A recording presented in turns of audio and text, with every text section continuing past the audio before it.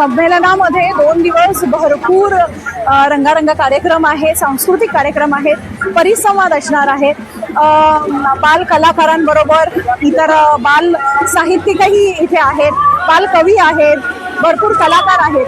त्यामुळे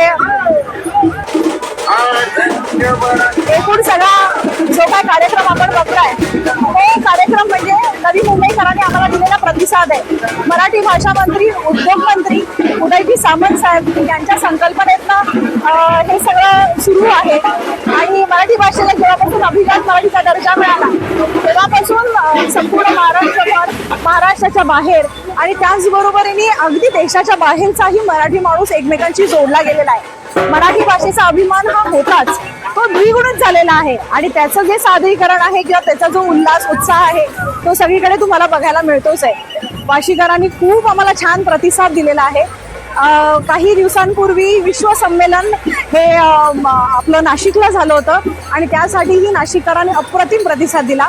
आता पुढे आम्ही महिला संमेलन करणार आहोत, युवा संमेलन आहे.